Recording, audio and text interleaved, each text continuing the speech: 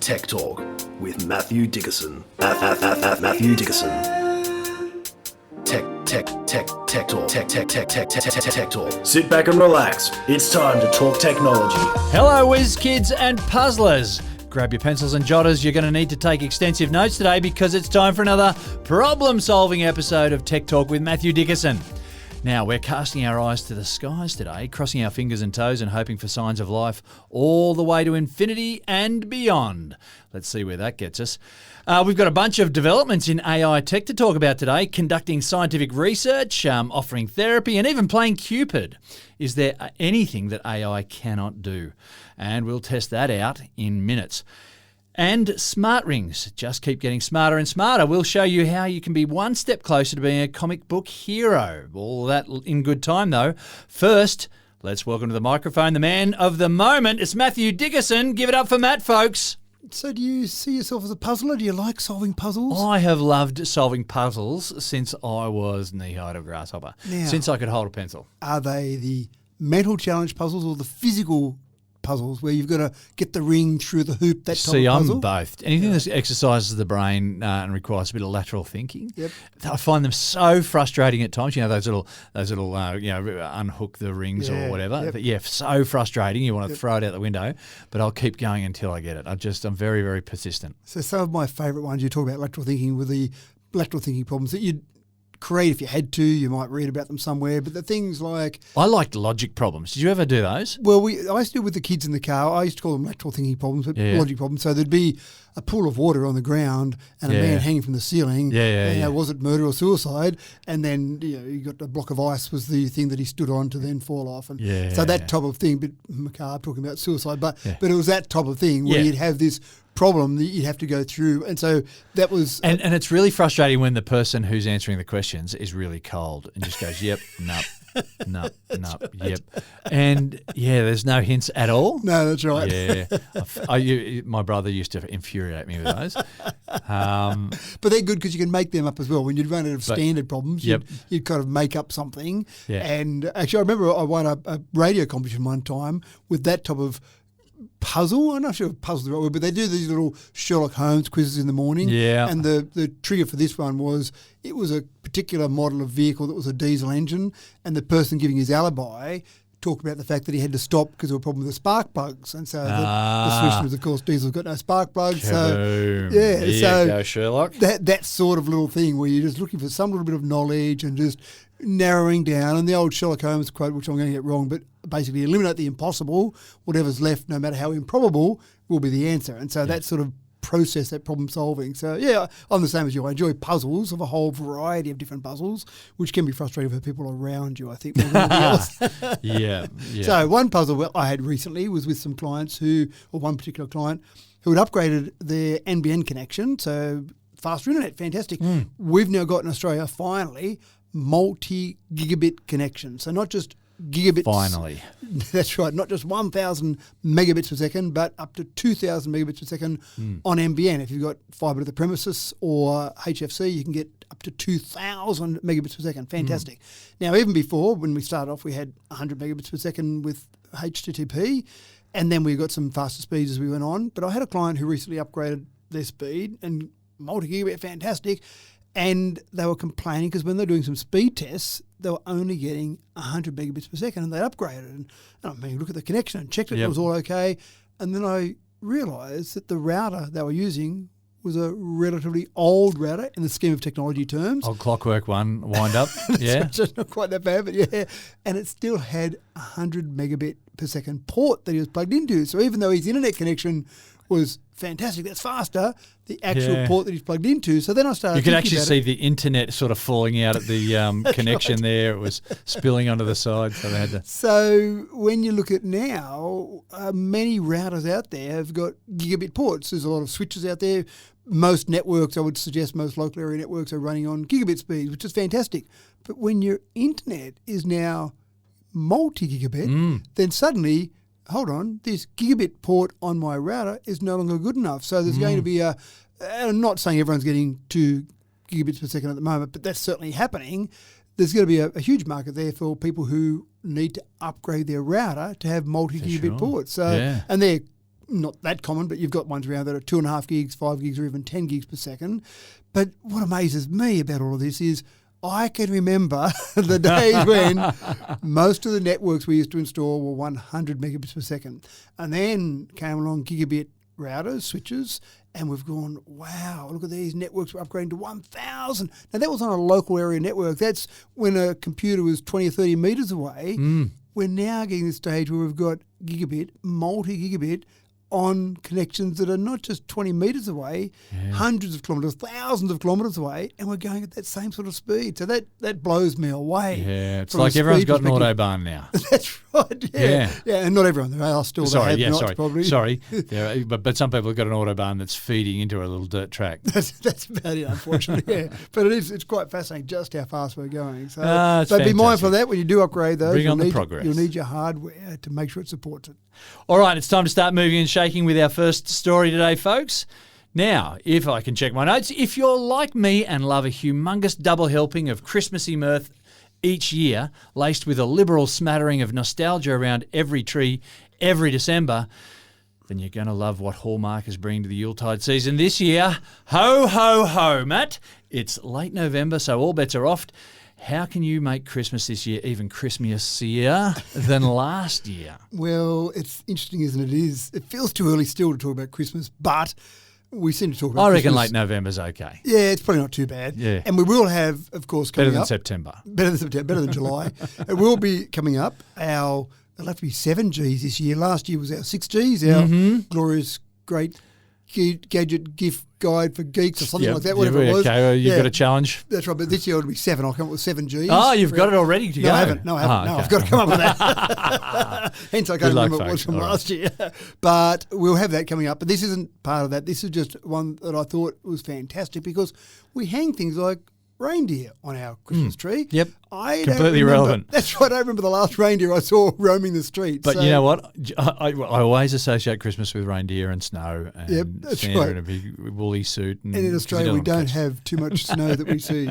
So Hallmark has said, reindeer, probably not that relevant. What could be more relevant? Well, the perfect thing, which is some retro technology. So for not too much money, you've got the ability now to go and buy some little ornaments for your Christmas tree of things like an Xbox 360 replica, obviously not a real one, little tiny rubber Fantastic. one. A miniature CRT monitor, and for those youngsters out there, CRT is the old monitors they used to be, not flat screen monitors.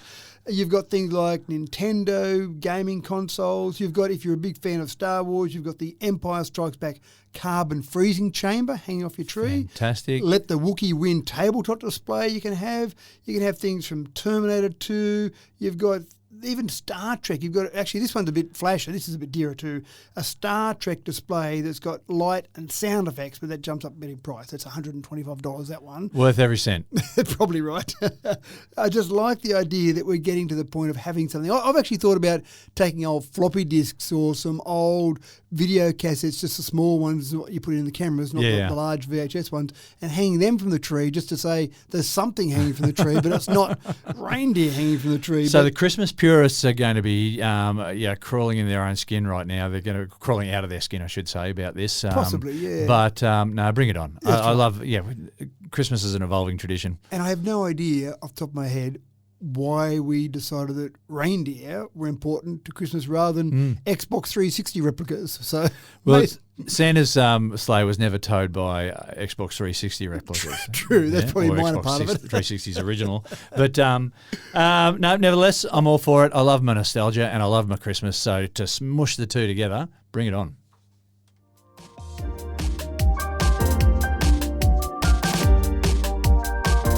Just like the throaty gurgle of a well-tuned V8, some people need certain symbols to complete their driving experience. Symbols like a set of car keys. But we are in the second quarter of the 21st century, Matt. Surely car keys, even a fob on a key ring for that matter, surely they're redundant by now. You'd hope so, wouldn't you? And the thing that struck me, the reason I actually came up with this story is because Ford, and I'm not having a go here at Ford directly, but it's just a sign of interesting technology mixes, Ford has released a new product that you can buy as an accessory. So some people like to show their particular car brand off with a hat or with maybe some gloves or just some various things they might wear, Ford have released a new belt buckle, which I found interesting. Right. And it's a fairly expensive belt buckle. It's about $480 Australian for a belt buckle. Yeah, but that's a fashion statement. it is, but it's better than that. You've got a fob specifically for the F-150, the Ford F-150, and the fob clips into your belt buckle. There you go. So put your keys in your pocket. No, don't worry about carrying them in my pocket. Leave your keys on the table. Oh, no, I leave them behind. I always lose my keys. Clip them into your belt buckle. You know where your keys are all the time. Yeah, right. So, and I thought the same as you. I went, a key fob? Why? Why are we still doing this in 2025? So if we go back a little bit, and I can remember the first vehicle I owned was a V8 Holden Ute, a HZ Ute, a 253 V8. And that was the days where to lock the door, you press the button down on the inside of the door, Yeah. you got out of the car, and you had to hold the handle up to close the door. And If you then didn't, realise that you left your keys in the you still would do that, that's right. But if you close the door without holding the handle up, of course, the button would pop up. Pop up And that again, was not the case originally. It was about the 60s where manufacturers went, new feature, hold the handle up to save you locking your keys in the car. Yeah. So if you just close the door normally, bang, the button would pop up, and that would save everyone from locking the keys in the car. But Yeah. of course, it became so habitual, hold the key up, hold the handle up, close it, and I remember doing that once. And as I closed it, I saw the keys sitting on the seat. Keys, I went, yeah. oh, they fell out of my pocket. No. So, and then, of course, the solution back in those days was blue packing tape. You would always find Yep. someone with a blue packing tape to slide down the outside of the window, jiggle around for a little while, Yeah. not really knowing what you're doing, and it'll pop up. You go, wow, that's high security.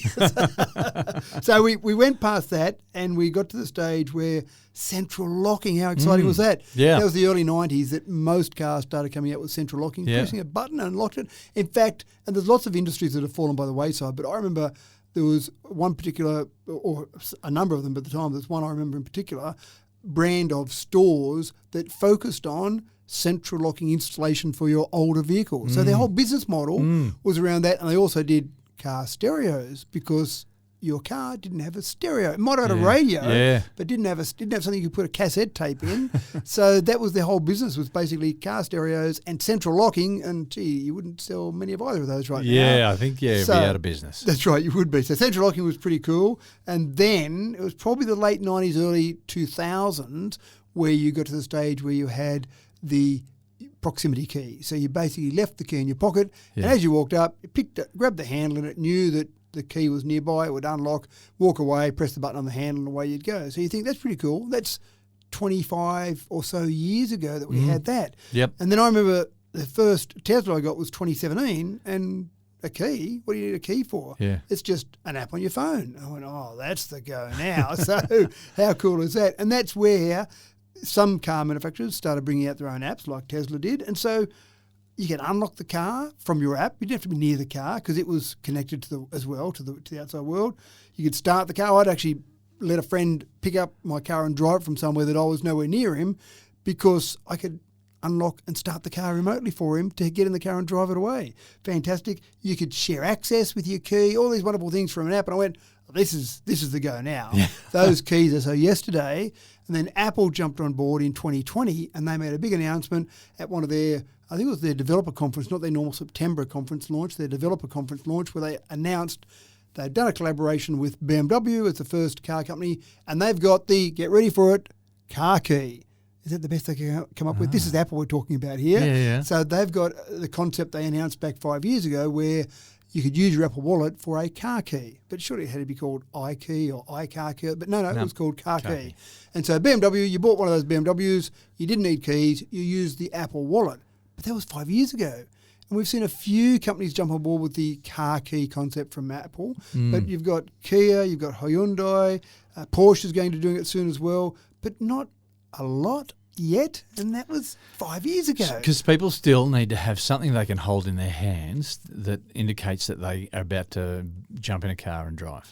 I think there's a part of it is that, a part of it is you're almost a bit of a status. I own a car, or look at how flash my car is. Yeah. You sit the keys down in the restaurant you walk into, or you own a ABC, whatever the brand might Yeah. be. So there's a bit of that, I think, as well. Some people will go, oh no, what about if my phone battery goes flat? But that's much less likely than losing your car keys. Yeah. And you Yeah. don't lose your phone very often, but it's much easier to find your phone if you do lose your phone. So the big issue at the moment, I think, is that you've got a couple of competing technologies. So you've got the manufacturers themselves, like Tesla, who have their own app, very sophisticated app, does a great job. Buy our car and you get this app and use the app. Yeah. So that's one sort of line of thinking. Then you've got some manufacturers who say, well, why are we going to reinvent the wheel? Apple have got their car key. Provided you've got an Apple phone, then you can have our car and our car key, the convenience of all of that. But then what about if I've got a Samsung phone?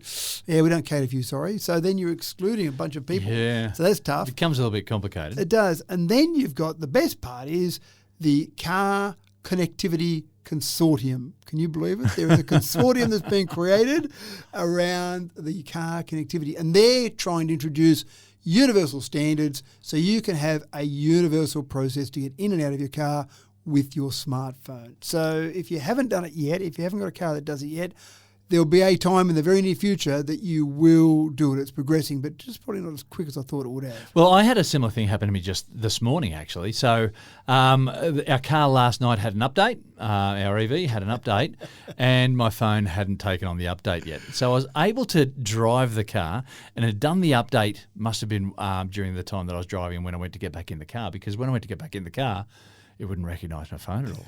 There was nothing I could do to get it to recognise my phone. So I've gone, I'm in a conundrum. Then I thought, oh, wait, I'll just call my wife. And, from 15 kilometres away, she was able to let me into the car, and, There you go. and off I went. Yeah. Fascinating. So for people who talk about some of the problems, and some people do like to talk about all the issues created, and there are issues technology created solves, with everything. Yep. That's right, but technology solves those issues as well. Yeah, Being able to yeah. unlock it from remotely, it's fascinating. That's a good story.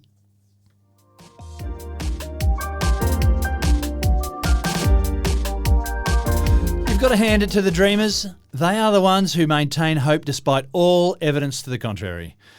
Well, there's a small group of dreamers in NASA who've designed a camera with the specific purpose of finding life somewhere out there in the universe. Now, Matt, Hollywood has a bit to answer for here, but still, the search for alien life is surely something to capture the imagination of the population, even if there's a very little chance.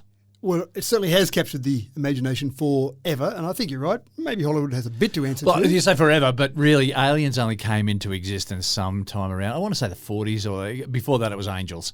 But anyway, let's go. But it's an interesting concept. If I'm living in the 1800s, do I look in the sky and go, I wonder if there's other people out there? Well, H.G. Wells wrote his book around 1870 about the invasion from Mars. Yeah.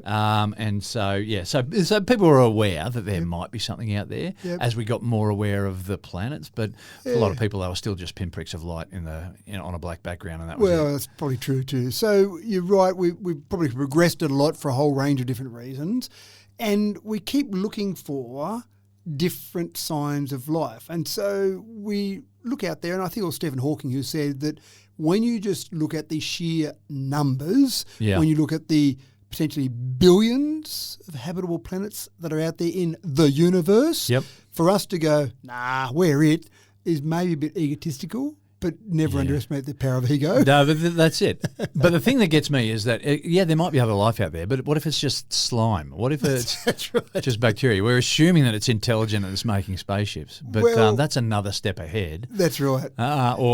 Many millions of steps ahead of being slime. But life can be so many things. It can be. And I think Hawking also talked about the fact that, do we really want to be reaching out there? Because if there's other life out there that's intelligent, is clever enough to go across millions of light years and reach us, do we really want to be there going, can we be friends, please? Because maybe they want to be friends. But then I'm from the Brian Cox school. It's just so improbable that we'd be able to touch base with them, even if we could see them, right? Or they could see us, to be able to then connect in a physical way. That is so far remote. That's another whole lot of millions of steps. That's right. But then the time factor. Once you've discovered that they're there, like, you need to bring your fleet of spaceships with you to overtake the country or whatever, or to overtake the planet. That you need to be so super organised for that. When really you've got these things just fossicking. By the time they get back to their home planets, because of the effects of special relativity, it'll literally be hundreds of thousands or millions of years when they return to their planet from when they left. So that's using our understanding of physics. Yeah, our current understanding, but it'd be a stretch to get a new brand of physics beyond special relativity. Anyway, yeah. So there's a lot we don't know. Okay, all right. So, but NASA has got their Habitable Worlds Observatory, and they're working on the first telescope to specifically locate Earth-like planets, searching for signs of life. So this is a whole project. So we've got things like the Hubble telescope, the James Webb telescope, that are outside our atmosphere, so they're getting better images, but they're just looking for images of a whole range of things. You can use those to pick up images that are going to be better quality than we can get. This is the first time they're focusing specifically on just habitable planets. And the way they're doing that is using a pretty clever technology with a coronagraph that blocks the light from all those nasty little stars out there because they're so bright and distracting. They're basically overshadowing any planet. So this is looking for rocky planets near stars but blocking the light from the stars. And I looked at that and I went, how do you do that? How do you block the light from the star whilst looking for other things that are nearby that you probably need the light from the star to be able to actually see? So pretty clever technology. Now, it's not there yet. They're talking about this whole process being launched maybe 2040. So the planning, the construction, the work on this is happening now as we speak for the year 2040 when they finally launch this off into space somewhere. It'll probably be around a similar orbit. I think the James Webb's about 1.5 million kilometres away from Earth, so it'll probably be a similar orbit to that. Again, get out of our nasty little atmosphere, get out of our distractions here and get far enough away that you're getting these images. But it's something we're fascinated with, I think, at the moment, where we're still looking for these. But one of the things I find interesting, and I'd be interested to hear your take on this, is that we keep looking for this Goldilocks planet, the planet that's similar or some sort of structure out there that's similar to us with all the various things that we've got. We want to have liquid water or potential for that. We want a magnetic field. We want some sort of stable star nearby.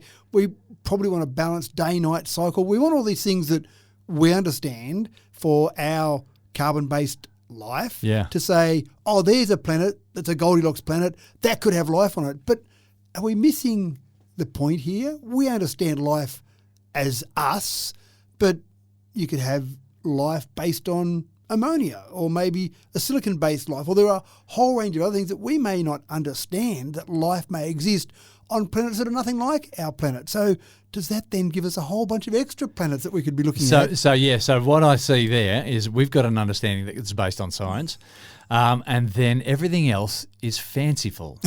So thank you, Hollywood, for putting this into our head. And you're right. Yeah, there absolutely could be other forms of life with other bases other than, so carbon has got, interestingly, it's got a valency of plus or minus 4, and so it can make certain types of bonds that other atoms can't. So silicon is similar to that as well. So that's a possibility, definitely a possibility.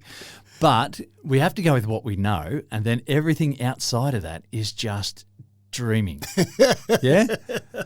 Until we come up and we find evidence for something else. But then, it's got to get intelligence. That intelligence has got to be better than ours to be able to find this new physics that you're talking about that we haven't discovered yet that enables them to travel long distances without suffering the effects of special relativity. This is fanciful. I hear what you're saying. There's a whole bunch of leaps in there. Imagine if, and that's good. We've got to have these dreams. We've got to have these hopes because that's where big science moves have been made. Yeah. And I encourage that fully, but I'm not going to put all my money into that basket. No, I hear you. It's just I do wonder sometimes whether we're so focused on carbon-based life. Yep.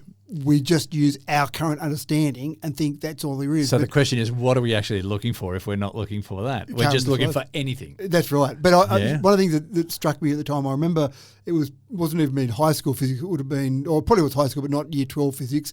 And the old plum pudding model of the atom. Yes. I often think about that. J.J. Thomson, thank you. That's right, yep. And what would that have been, 1880? That was 1896 that he came up with that, yeah. So that was, in 1896, the most advanced model of the atom as we understood it. And I remember our science teacher of the day talking about this, and some kids in the class laughed.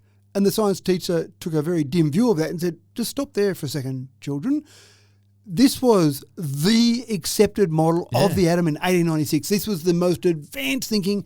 The greatest minds of the planet said, this is what the atom looks like. You now, fast forward 100 years, can laugh and scoff at this silly model of the atom. Absolutely. But at the time, it was, wow, this is the model of the atom. So we have to be careful we don't use our current, and the teacher talked about then, our current knowledge to laugh at predecessors about their knowledge. Exactly. And maybe in 100 years' time, someone will look at us and go, what? They were all focused on a carbon-based life form. That's right, didn't understand about this, or they're all focused on light years and thinking the only way you could travel was this old-fashioned method of travel, but they didn't understand the wormhole or whatever else it might be. So carbon-based life form is focused around photosynthesis, right? And so thank you, cyanobacteria, from all those many billions of years ago that developed this carbon-based life form. But we also know that there's been chemosynthesis at the bottom of the ocean as well that has other sulfurous-based life forms as well. So, but those life forms haven't developed intelligence really of a meaningful way, and so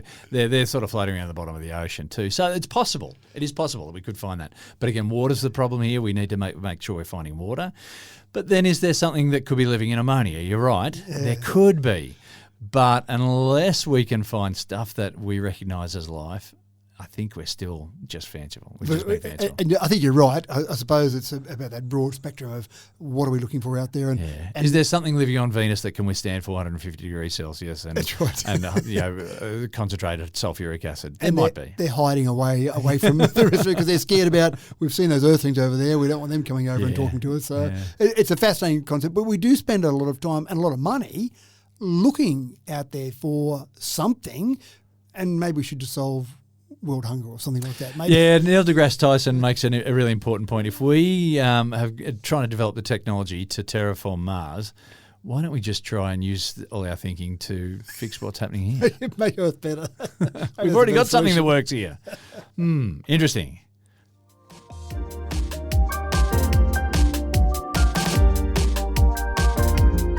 The skill of reading people's minds is about to get a little bit easier with a teeny tiny rice grain sized neural implant.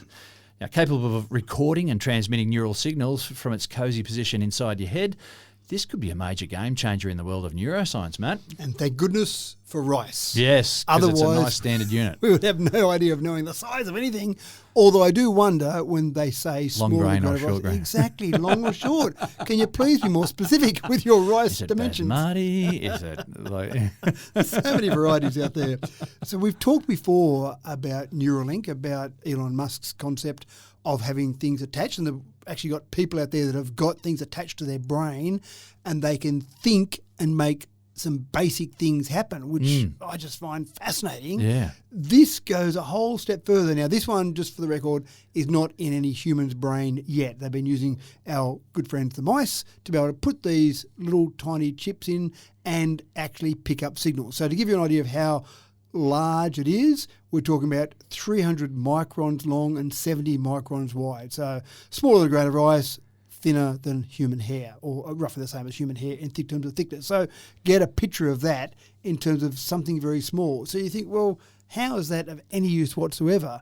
Well, quite cleverly, this converts neural signals, our brain signals, into pulses of infrared light travelling through brain tissue and bone to an external receiver. So we don't need something on the outside stuck on our skull with wires going into our brain to pick up. It's actually using our energy from what's in our body and transmitting to something external. So you'd have an external receiver. Amazing. Isn't it? So what they did to test it in some of the processes there, they basically installed it on a range of mice, and the mice, when they were they put it in a part of their brain, which I'm fascinated they can work this out, part of their brain that picks up the whiskers. So when a mouse has something touch its whiskers, that triggers a certain part of its brain saying, oh, there's something there, so don't keep walking there because you'll run into it. And so by putting it in that part of the brain, they could work out when the mouse was triggering that there's something happening there. Now, the mouse brain triggering there's something there, don't keep going any further, is a fairly simple thought process. A bit more complicated for us to go, gee, should I turn left at these traffic lights coming up or should I turn right? I'll think that and then my car will move left or right. That's a whole range of other thought process. But in the first case, at least being able to pick up brain signal, and I think the next big evolution as we start to install these in people's brains is to train either the device to pick up our brain signals or our brain signals to think differently to make things happen for our transmitter. Yeah, so that's the basis of neuroplasticity, right? So they've found some with some fundamental bionics and trying to get hands to work and whatnot, that you have to think about kicking a ball to get your thumb to work, you know? Yeah, so reprogramming your brain to operate parts of the body. So that's what you're talking about there, right. yeah? And that's we've talked about before, plasticity of the brain. It's quite incredible how much fantastic. It can. And I actually thought about this and I started thinking, if you can't wiggle your ear, right? You can't make your ear twitch.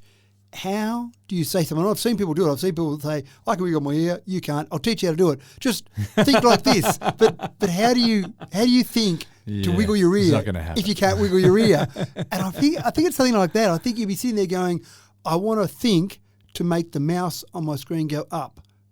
How do I think like that? Yeah. What signal am I putting out from my brain to make the mouse go up on the screen? But we will work that out. We will have, I absolutely guarantee, within 10 years' time, this will be much more common than it is now. At the moment, there's probably a focus on people that have lost the use of their arms and legs, so quadriplegic, for example, and that's where Neuralink's being used to be able to say, move your wheelchair. How fascinating would that be? In the past, they've had to use a physical control. Maybe they've moved their chin forward and back on some sort of controller. Imagine thinking, go forward, and your wheelchair goes forward. The wheelchair becomes part of you. Imagine being in a car and thinking, yep, drive, keep going, stop going faster at 60 kilometres an hour. Wow, how fascinating is all that? But getting the accuracy, I think this is the real issue here, something that's that small, being able to pick up the different brain signals to the accuracy level that when I said go 60, I meant 60, not 160, for example, that type of thing. So anyway, this is happening. This is being installed in mice as we speak. It's called MOTE, the Microscale Optoelectronic Tetherless Electrode. You know that I think it's serious when there's an acronym there, so these guys are serious about it.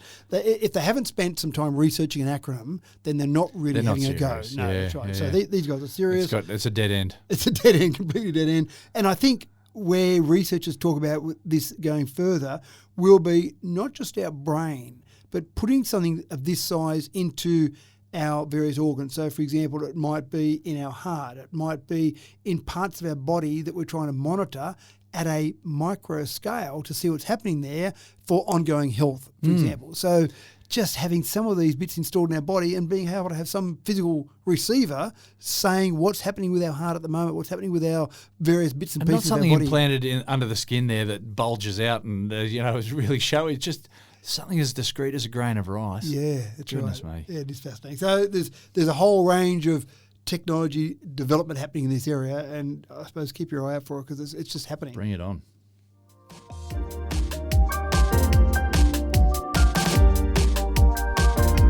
AI is certainly able to learn quickly. Processing large volumes of data is its bag, let's say. Well, one US firm has created an AI scientist, and they're claiming that this bot can take 6 months of work and condense it into just a few hours. Matt, scientific research used to be time-consuming labour, teasing out detail and unfolding abstract concepts. Is this AI bot about to make a mockery of all that? I don't know if it's making a mockery, but it's going to speed things up, I think. There's some people with concerns about it. They've called it Cosmos, and the first thing I thought of when I heard Cosmos was Cosmo Kramer from Seinfeld. Do you know what? I thought of Carl Sagan, but anyway, yeah. Well, I was thinking, I've watched a few Seinfeld episodes lately, but I thought Cosmo, hopefully it's not as erratic as Cosmo in terms of Kramer. But the idea of this is that, we've talked about it before, AI is really good at taking a big chunk of data and either learning from that data or pulling the salient points out of that data. So it's really good at getting that crunched down. And so what they've worked on with this particular tool, Cosmos, is they've said, give it all the literature associated with a particular topic, give it all the data that you've got, all the research, go and work through all that and see how you go. And the example they gave was essentially take, as you said, months and months of work into hours. So all that work you might do, if I'm a researcher, I'm going to read the literature, I'm going to look at the data sets, I'm looking for different trends in those data sets, I'm looking for where the data is showing me that things are happening, and I'm analysing all that, but then also using my human ingenuity, my human creativity, I'm coming up with hypotheses, all that, and I think that's where some scientists are worried about it falling down. It can analyse the data, it can show the trend. well, then let the human come in, and I think that's what they're talking about. They're not saying replace humans, but let the human come in and look at those trends, and then from that, look at where it's going. But I actually wonder, and I suppose I'm thinking more about myself here, when I'm writing I write technology columns each week, and when I'm writing that, I don't actually know where I'm going to go with it sometimes. We're going to finish. Until I do my research. And as I'm going through my research, that's fascinating. And then sometimes I go somewhere else and I jump somewhere else. And then I end up with my story and I go, that was not what I was really thinking about when I started until I actually started going down that process.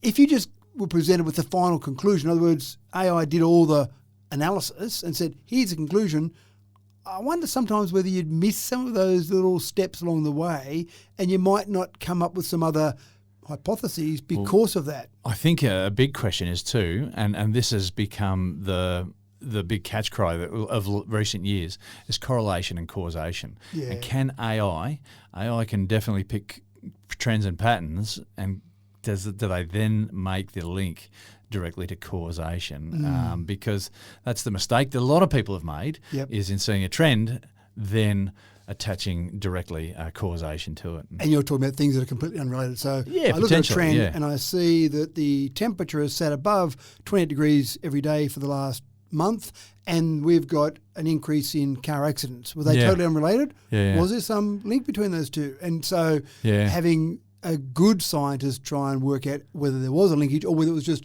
a bit coincidental, the fact that those two things happen to change. Yeah, but it doesn't have to be obscure as the example that you gave either. I mean, there are some things that look like they might be closely related, but and there is a correlation. But when you analyse deeper, you realise no, there can't be a causation. Right. So things that, and so this is something that certain administrations around the world have been misappropriating. Yeah, right. Yeah. And so when I read some information on this and talked about, or there were some scientists talking about it, they said that, and I've actually said this as well, that people think scientists are very data focused, very hard nosed data focused, but I actually think scientists are quite creative. Well, there's still a human element there. There is. And that's a really crucial thing. I think to remove the human element out of science is a dangerous mistake. Yeah. So where I'm fascinated to see where AI will go with this, because I think AI can be used absolutely to analyse data. Absolutely. Do you miss some of the steps along the way? Maybe. But maybe in that detailed analysis of data, you'll be able to crunch so much data with AI that you might pick up things that you couldn't possibly have done as a human, because we just can't ingest and remember that much information from a data set. We can look for those trends, we can look at where it's going, but we can't see all of that at once. And we've talked about this before with, say, cancer research, with doing breast scans. When AI looked at thousands of breast scans and then was told these are the ones that had cancer, these are the ones that weren't, then every breast scan it looked at from then on went, oh, I've seen that on breast scan number 7,228 that I looked at, that's similar to this one must be breast cancer. Whereas for a human, we just can't remember that many images. Oh, I think this is, maybe it looked like one of those other ones, but AI was really good at that. So I think working out where we can use AI is the real tool here. But I still love that idea that a human is creative. A human comes up with a hypothesis that may not make sense, but let's test that hypothesis and let's go down that scientific process, whereas AI might just go, here's what the data shows, end of story, full stop. So what we're saying to AI is we'd like to work as a team, please. Oh, yes, but in the end, please. can you just do it my way? Yeah. A team where I'm in control still. That's right. Yeah.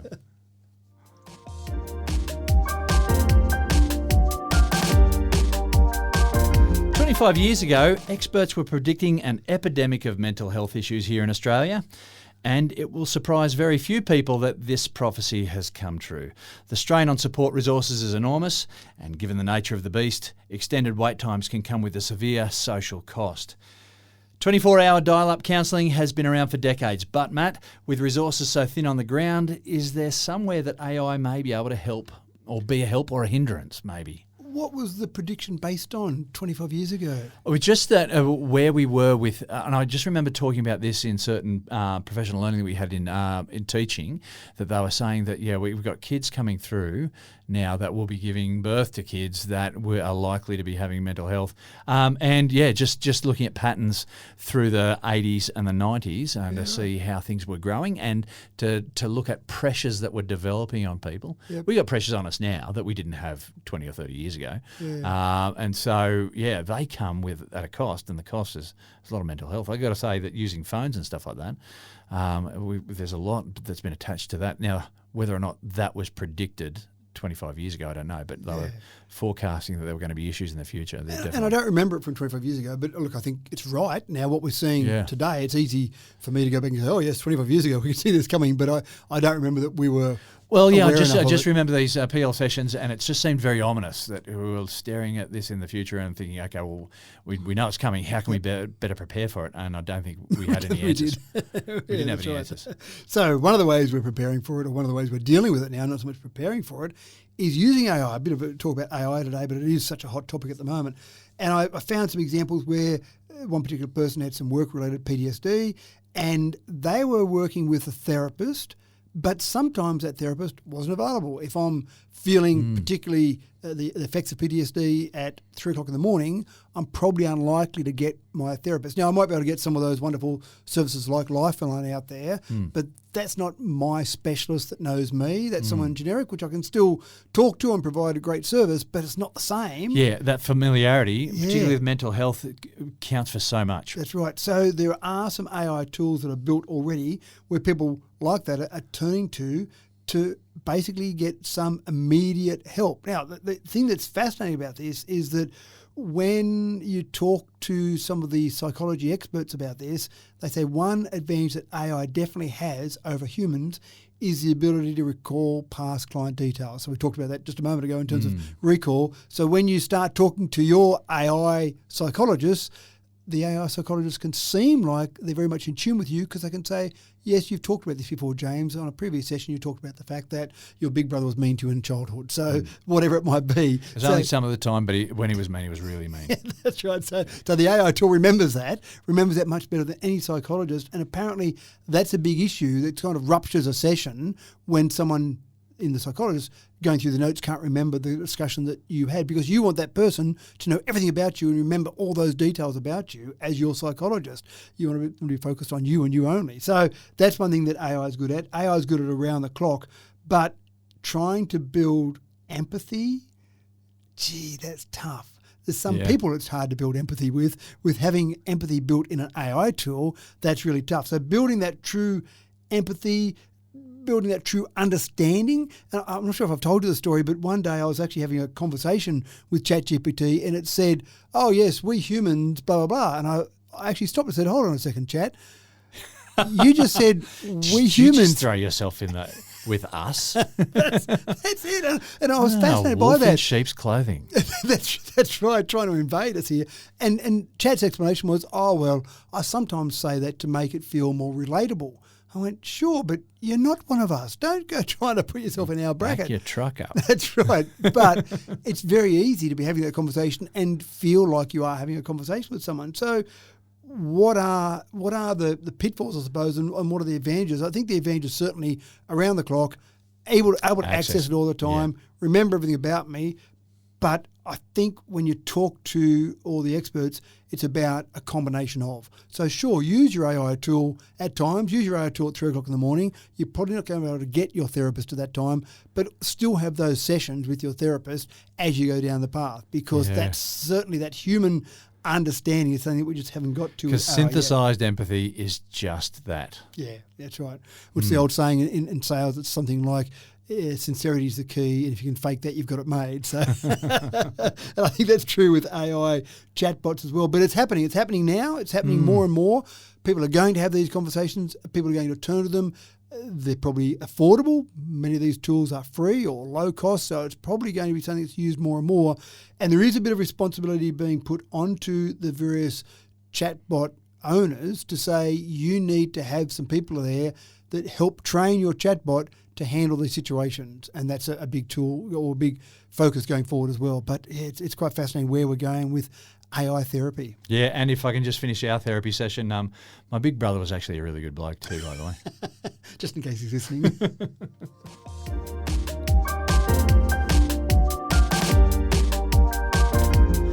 Midlife is a minefield. While I'd love to take you through all my personal trials and tribulations, What with the receding hairline, the busted knee joints, the plain absent-mindedness and the surrender of dexterity to the hands of outright clumsiness. But it's all small potatoes compared to the personal battle zone that women experience through the demons of perimenopause. Well, ladies, you can be thankful now that there's an app for your phone these days that can help you track and manage your symptoms. And with that, Matthew, I'm going to step away from the microphone and let you do all the talking, if that's okay, lady. Just I remember going to Menopause, the musical, very, very clever musical. I went there with my darling wife and I sat in an audience of 99% females and they were in stitches of laughter and sometimes in tears. And I'm sitting there going, gee, I'm a bit And any angry points, they all turned and faced you. That's right. And I did. I felt ignorant in that whole process. And it actually gave me a great understanding of menopause just a tiny bit, and talked to my wife a bit more about it afterwards. But obviously there are a whole range of things that happen during menopause that we don't know or understand. And maybe if I was a better husband, I'd understand a bit more. But you can but try. That's right. I can try. 75 million Americans alone are currently in some part of the menopausal state. Now, the big issue here is perimenopause. So that's the maybe a couple of years leading up to menopause, when things start to happen and you've got these fluctuating hormones, you've got unpredictable physical, emotional changes, and perimenopause affects almost every cell in the human body, the female human body. And unfortunately, in the past, some people would go along, maybe to their male doctor, for example, and talk about some issue they were having, and it would be you need to get fitter, or you're not eating right, or you're not doing things wrong. It was just the lead up to menopause. Yeah. And so getting that understanding, and now... With a dose of guilt. That's right.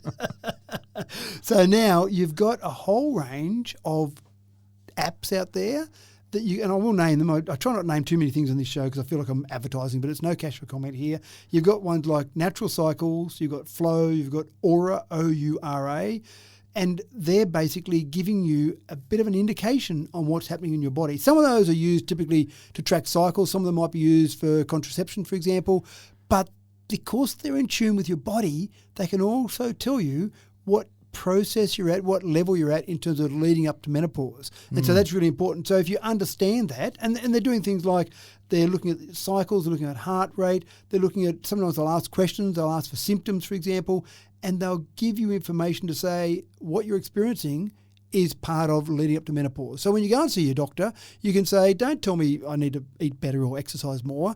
I'm having some symptoms related to my stage of my life getting towards menopause. So can you do something about that? And that's giving you more power. Information, knowledge is power, in my opinion. So certainly that gives you more of that. So it can help with all of this. But there's even, like Aura does smart rings. So we've talked about them before with smart rings, but they've got an app as well that will help you track things like sleep, track things that are leading up to menopause. So I suppose the message here from my perspective is there is information out there. There are tools out there to help women who are in the perimenopause or menopause state to help them, and use apps to basically be able to track some of that. So I think it's fascinating where we're going, how much more we understand about the human body now. Thank you, Matt. From a male's perspective, I think you've done very well, although the email lines are open for anyone who wants to message you and give you some advice yourself. Lack of knowledge and complete ignorance at techtalk.com. Is that it?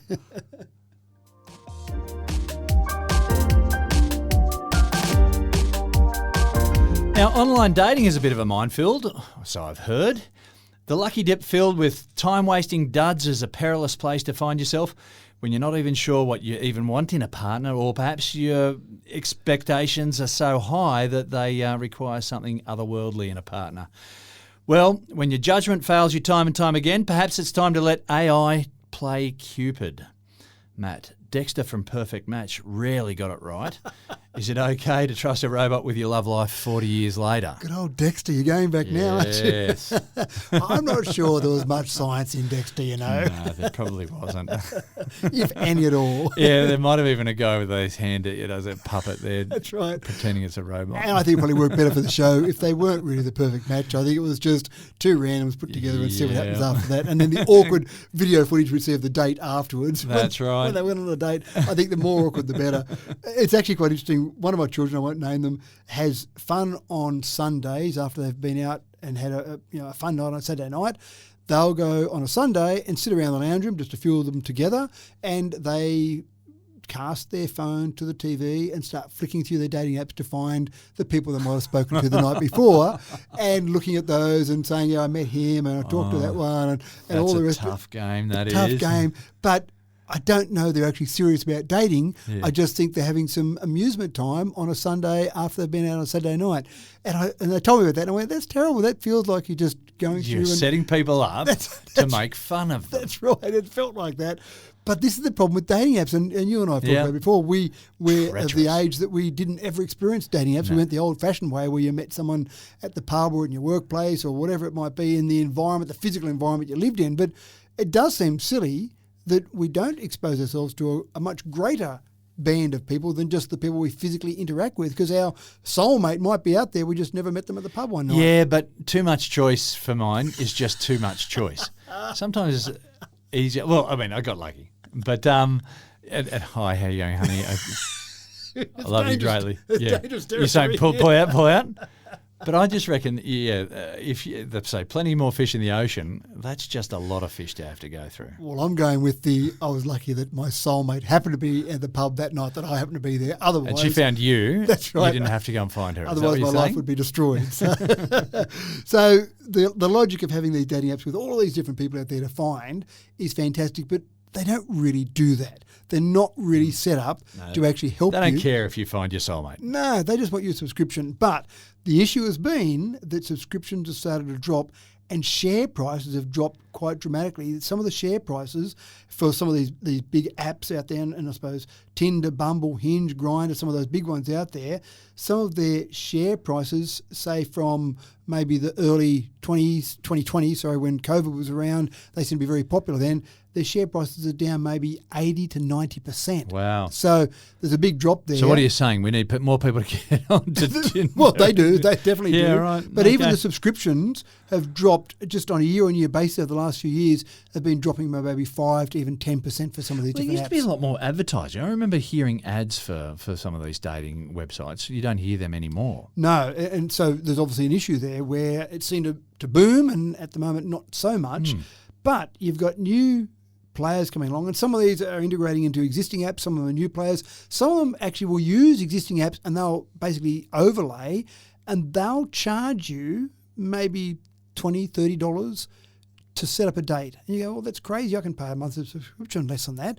But they will go through a process and they will vet the person and get to the stage where we go, I've actually found someone. This could be your soulmate, but I'm going to charge you $30 for the privilege of knowing who it might be. So forget about all that flicking through the TV on a Sunday morning. You're actually getting out there with a curated process without you having to waste the time and look at all those photos and read the stuff there that isn't quite right. Yeah. They'll go through a curated process. Do you know I'm hearing Dexter's voice right now? Maybe. We found with a 95% perfect match. That's it. So there is this process, but these apps are proving quite popular, and some of the existing apps that are having their subscribers drop are actually trying to use some of these tools to get there. One of the things that's fascinating, and I thought this was quite ironic, one of the particular companies is called Known, Known.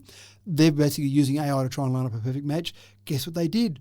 They had a singles night in San Fran with 200 singles that came along. So you go, you've got all this technology, all this matchmaking, and then you go the old-fashioned way and say... you've still reverted to the old-fashioned way of just let's put 200 your hardest guys in a room and go, there you go and meet someone and say good day to them. So it is a problem, even though and I would like some sort of money-back guarantee. I don't know if they offer that, but if I have a date with a person and it doesn't go any further than that, can you give me money back or give me another go or whatever it might be? Because still they talk about the human unpredictability where you might have a date, you thought it went fantastic, but you never hear from the other person again. You go, didn't go so well. But one of the things I thought fascinating was that some of these companies offer, get ready for it, an AI date. So your two profiles get together without the two humans involved. So they have a pseudo date And then you get a report And then at you the get end to of find it. out how the pseudo date went. That's right.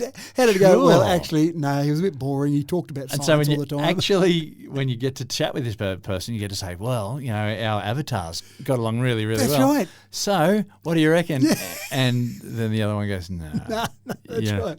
But what a crazy concept. So you get a clone of you, effectively, has a date with a clone of someone else, and those two clones get together and then see if it works out. Maybe they get on great, but the real ones don't, and those two have a wonderful life together. Jeepers creepers. So Just it's a minefield. get down to the gym, folks. Go to the shopping centre. Just walk around and meet people. Yeah, that's advice coming from two old men.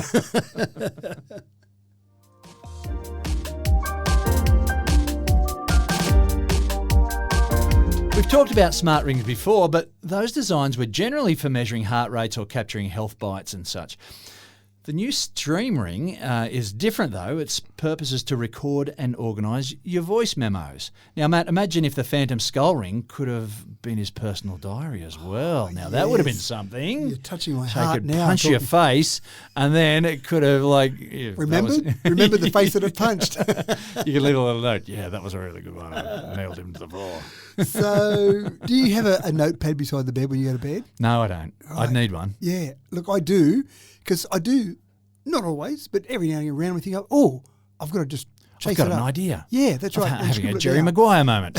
That's right. And I remember a Seinfeld episode where Jerry did exactly that, where he writes down a note and the next morning he couldn't read his handwriting. So the whole show was showing the handwriting to other people, and he found the best place to go was to a chemist, I think they call it in America, but a pharmacy, Yeah. because they're used to reading doctors' writing. Yeah. So surely someone there could interpret that. But this is a bit different. This is not a smart ring, as you said, that tracks your heart rate and your health. It's a smart ring that you wear that you just use as a note taker. Now, we've talked before about some different devices that listen to everything that happens, and that'd make me a bit nervous. Nervous, yeah. Chatting to you, going, oh, yeah. The other day, my wife said, Yeah. next, there's a recording going, my wife's going, you said, oh, no, I didn't really mean it like that. It's coming back to bite you, yeah. Exactly right. This doesn't record all the time. This looks like it actually does look a bit like the Phantom's ring, because it looks like a normal ring with a bit just protrudes off the end, and there's like a little tiny touchpad on the end of that.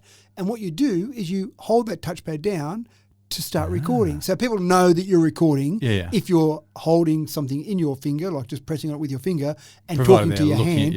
Talking into your hand. Yeah, talking to your hand. Okay, yeah. And maybe if you see someone hold their hand in front of you, holding down a little part of the ring, you go, maybe I'm recording this. But Well, it you looks actually like you're going to punch me. Yeah. yeah, that's right. You basically hold the part of the ring down and you say, I've just had an idea. Maybe life could exist with silicon, not with carbon. and then take your finger off. Now, what happens is those recordings then are uploaded to your phone, go via your app. It does use a bit of AI at the back end to organise those thoughts. But the idea is don't miss a thought. Don't miss any idea, good, bad or indifferent, that you have. Just have your little random tool beside you to record those thoughts. So I don't mind the idea of that.